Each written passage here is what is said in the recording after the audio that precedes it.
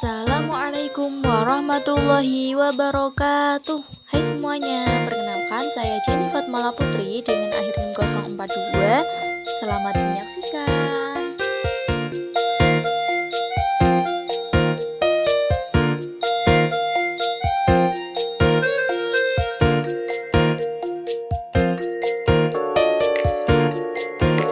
Di sini saya akan menjelaskan bahwasanya klasifikasi tumbuhan ini sudah dijelaskan di dalam Al-Quran.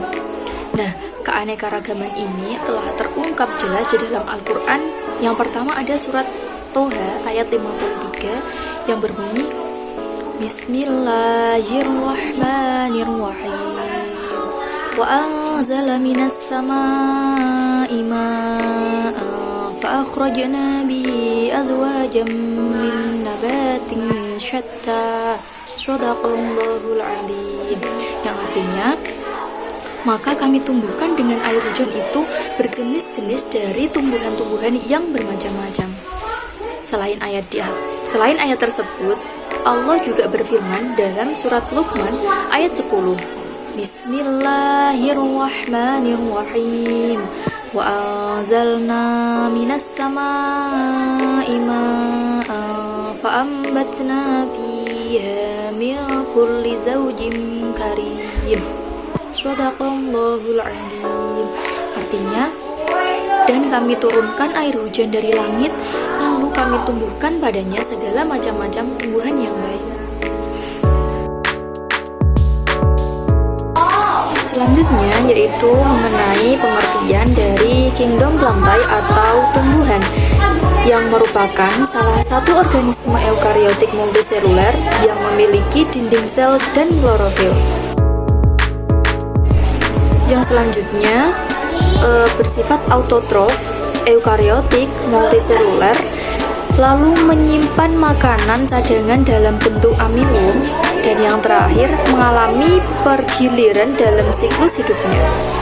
Bisa dilihat ya gambarnya itu seperti yang sudah tertera di sebelah kiri saya. Yang selanjutnya ada klasifikasi.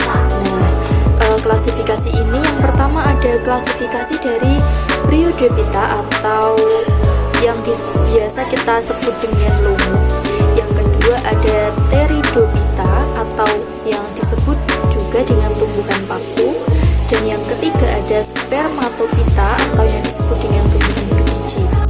Kita mulai dari klasifikasi yang pertama, yaitu mengenai Bryophyta atau yang disebut dengan lumut. Nah, lumut ini adalah salah satu dari anggota plantae yang paling sederhana. Dia memiliki peralihan antara Talophyta dengan Cormophyta.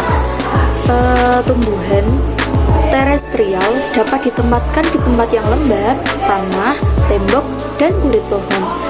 Lalu, ciri-ciri dari tumbuhan lumut ini atau Bryophyta, dia itu mempunyai tubuh yang berbentuk lembaran.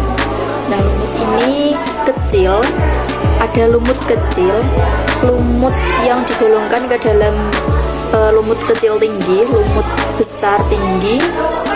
Selanjutnya dia memiliki rizoid. Rizoid ini digunakan untuk menyerap air dan garam serta mineral. Lalu dia tidak memiliki jaringan pengangkut atau xilem dan phloem. Nah, selanjutnya lumut ini biasa digolongkan, yang pertama ada lumut heti atau Hepaticiae, yaitu mempunyai bentuk tubuh seperti lembaran yang menyerupai heti. Yang kedua ada lumut tanduk, yaitu dia mempunyai bentuk seperti sporofit yang panjang dan meruncing seperti tanduk.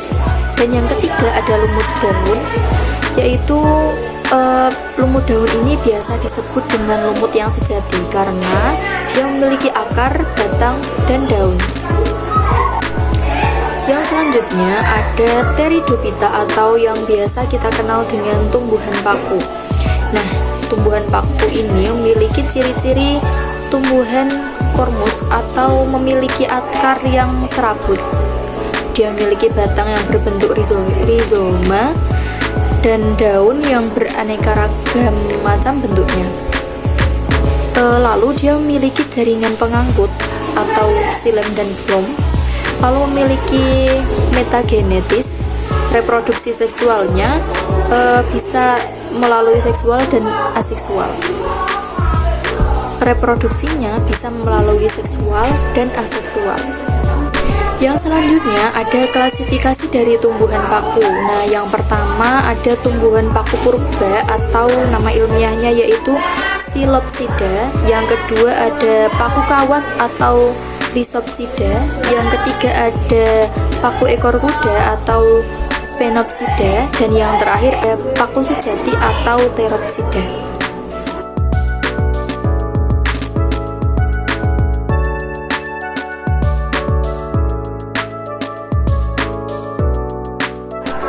Selanjutnya ada Spermatophyta atau tumbuhan ini digolongkan ke tumbuhan yang berbiji. Jadi tumbuhan ini merupakan tumbuhan yang alat perkawinannya itu terlihat karena biji asalnya itu dari perkembangan bunga. Nah, tumbuhan ini dibagi menjadi dua. Yang pertama ada Gymnospermae dan yang kedua ada Angiospermae. Nah, selanjutnya langsung saja kita masuk ke dalam golongan yang pertama yaitu Gymnospermae. Nah, Gymnospermae itu tumbuhan yang memiliki biji yang terbuka.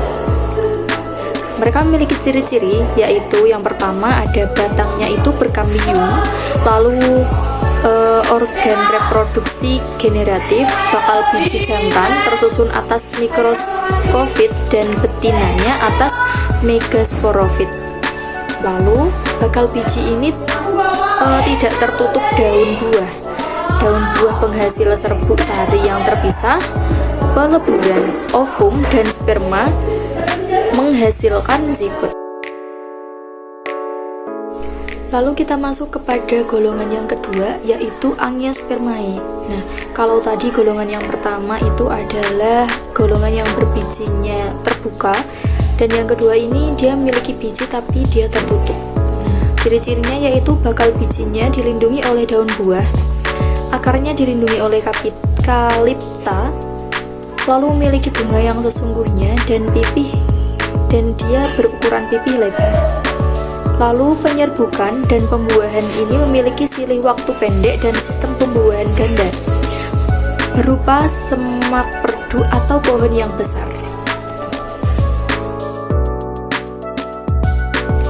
Nah, teman-teman bisa dilihat bahwasanya pada slide ini tumbuhan Angiospermae ini dibagi menjadi dua, yaitu dikotil atau berkeping dua dan monokotil atau berkeping satu. Untuk perbedaannya teman-teman bisa melihat di dalam tabel yang sudah disediakan.